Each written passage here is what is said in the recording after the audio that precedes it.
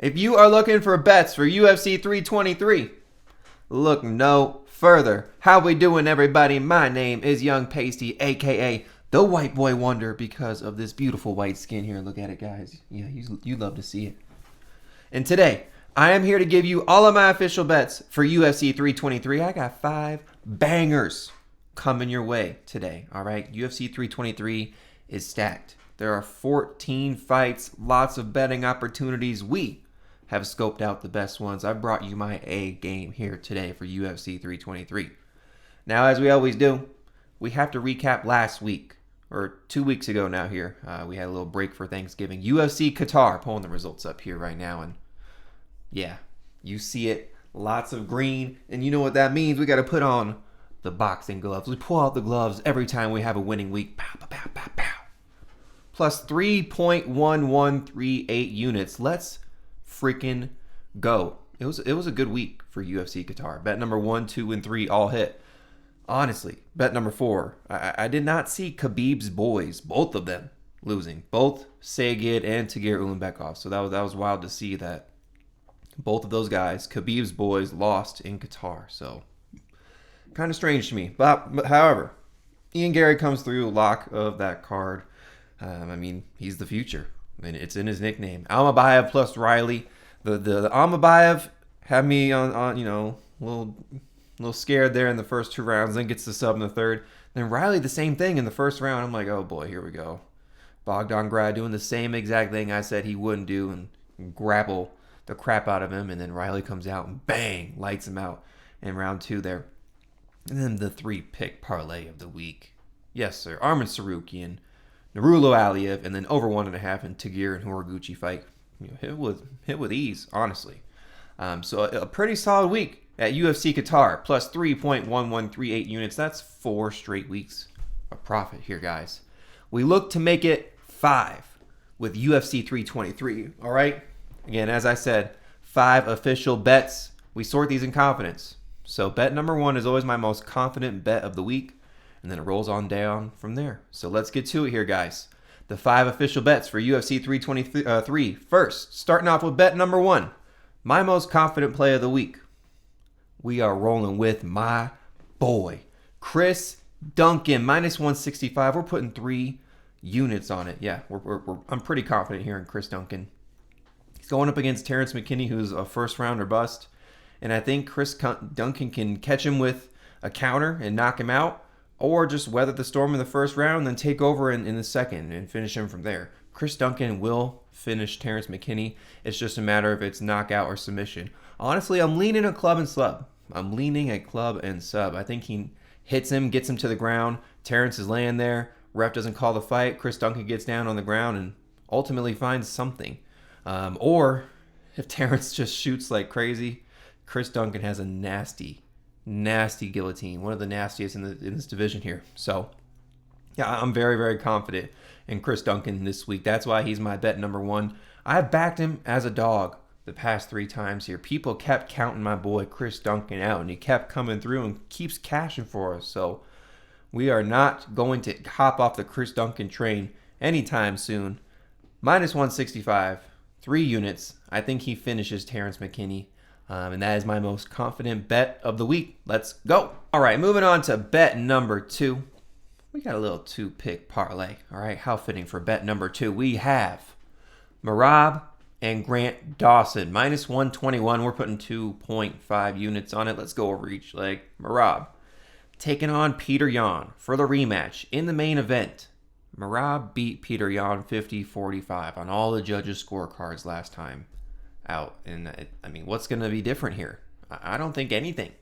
It's just going to be a repeat and more domination for Merab in this fight, because Merab's just continued to get better, continued to just solidify his game and make his game the best. Merab, he will Merab you, constant pressure in your face, hold you up against the fence, take you down. He just doesn't stop. People are exhausted fighting this guy. And I don't think the fights Peter Yan has had up to this point since the first fight have really prepared him for the rematch. Song Yadong, Figgy, Marcus McGee. There are good wins to have, but you're going up against the machine. Merab. He wanted this fight. All right, he asked Dana for this fight. He wanted to defend the belt one more time this year to set the record. So, look, I mean, props to Merab. I don't see him losing, to be honest with you. He's just going to come with the same game plan he has always had, and I don't see him getting clipped with a knockout. I don't see Peter Yan winning a decision or a submission. No. So, Merab all day. Second, Grant Dawson taking on Manuel Torres. The disrespect they got for Grant Dawson, man. This dude's grappling game is elite. He's ranked for a reason. These other ranked fighters don't want to fight him for a reason because they know that it's going to be a tough fight, right? And Manuel Torres, I mean, hey, shout out to him for the opportunity fighting a ranked fighter here, but I don't think you got it versus Grant Dawson. Yeah, okay, he got chinned by Bobby Green, and I think it was just kind of like a one-off fluke kind of situation. I mean, this dude has over 10 wins in the UFC. He just cranking out wins, dominating people. The way he dominated and handled Rafa Garcia was very impressive. And, whether it's weathering the storm, Manuel Torres, or just honestly just getting one takedown, getting Manuel Torres to the ground, Manuel Torres ain't getting back up. He's not as experienced as Grant Dawson. Now, yeah, Manuel Torres is dangerous on the feet, right? He's deadly.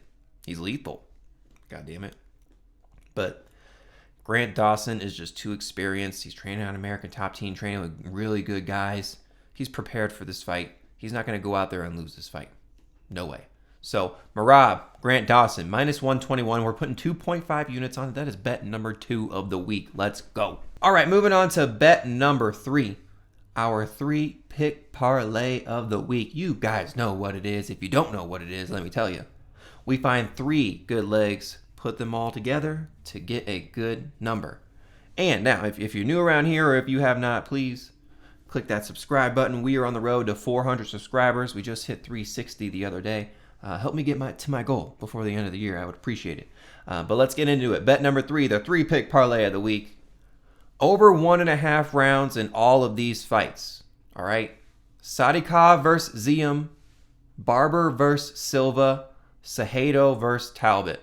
Minus 114. We're putting 1.5 units on it. I am confident that all of these fights at least go 7.5 minutes. We'll go over each one. Sadykhov versus Ziam. Now, the first round may be a little sketchy. Sadykhov does have that kind of like finishing upside. I think Ziam gets a knockout late. But Ziam's a decision kind of machine, other than the Matt Frevola knockout. Sadykhov, most of his fights in the UFC have gone distance. And the other ones that haven't, Terrence McKinney, who's a first-rounder bust, and then Ishmael Bonfim, who's just known to give up. All right, so I'm confident that this fight definitely goes over 1.5 rounds. Sadykhov's tough. Ziam's a decision machine. Barber versus Silva. You know how these women's fights go. All right, these fights always go to decision, and all I'm asking for is 7.5 minutes. I mean, both of them are killers. Both of them do have finishing upside, but they're both experienced. I don't think either of them are going to get finished within that first 7.5 minute time frame. So, Barber versus Silva over 1.5, and then lastly, Cejudo versus Talbot over 1.5 as well. Cejudo coming out of retirement, he's tough. Right? He's not going to go out there and get smoked in the first round or the early parts of the second round. No way. If so, he's going to be getting tired and getting it finished late. And Talbot, he's not going to get submitted by Cejudo early. He's not going to get finished by Cejudo early. No way. So, I mean, when you look at it on both sides, like this fight's definitely going over 1.5 rounds. Probably either a third round finish by Talbot or a decision by Talbot, to be honest with you. So, but all I'm asking for is over 1.5 rounds. 7.5 minutes for each of these fights. Sadykhov versus Ziam, Barber versus Silva, Cejudo versus Talbot. Minus 114. We're putting 1.5 units on it. That is bet number 3 of the week. Let's go. All right, moving on to bet number 4. We are rolling with Ferris Ziam. Minus 130. We are putting 2 units on it. He's taking on Sadykhov, who personally I'm not really a fan of. I think Ferris Ziam is going to be able to pick this guy apart from range and take him to town for 3 rounds. I think Ferris Ziam is really good. I do. I think Ferris Ziam is really good. I think his striking is tremendous. I think that his distance management is elite. I think that Sadykhov is a little too reckless at times. I think Sadykhov can get hurt. And what I'm predicting, honestly, is a Ferris Ziam late round knockout, second round or third round. Sadykhov has gotten hurt by multiple people. Yes, he's tough, been able to withstand it, but at some point, man, like, look. Not a good look.